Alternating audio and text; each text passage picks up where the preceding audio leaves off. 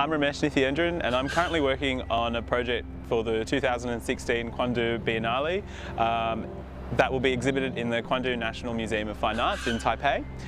For this project I'm working with Curator Barkley and to present a large site-specific installation, and it'll be the first ephemeral installation I've ever produced.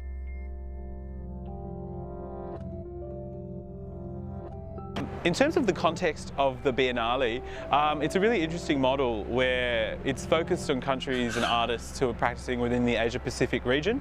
So there's 10 curators and each of those curators chooses an artist and they kind of come together as a pair and present these 10 solo exhibitions in the context of that museum.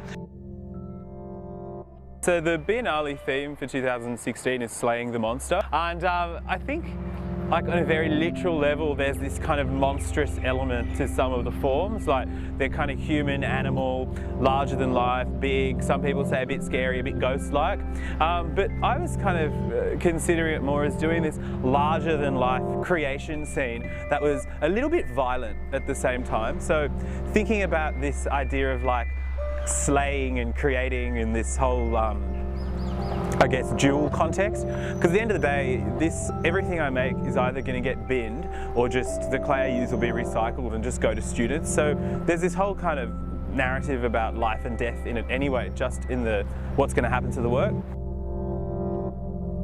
So I'm really interested in more ephemeral based installations because I'm working on a couple of projects that are pretty much like, I guess, what you'd refer to as kind of big institutional shows. And I think the luxury of that context is that you get to be supported to make these kind of large projects without having to worry too much about the role of it being a commodity. So, you know, it's fine if it gets thrown in the bin, and really what it exists for is career development, professional development, and contributing to discourse. I think it's kind of nerve-wracking but exciting, but I don't really know for sure how the works are going to be made because I haven't gotten to the space, and I think responding to that space is really central to how I make them.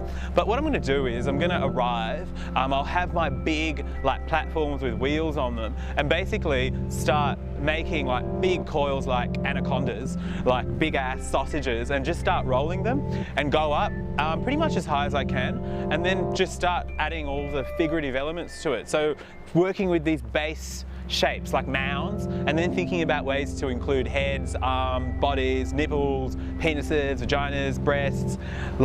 So I'm kind of working with getting a sense of the whole shapes first and then starting to add the detail to them. And the really good part about working in this kind of ephemeral way is I'm just going to paint them with acrylic paint and house paints and things like that. Because you know, if I was to fire that, the acrylic paint would just burn out and it would disappear. So I'm really excited to work like that. I was trained in painting in university, so that's where my training comes from, if I was to use that word.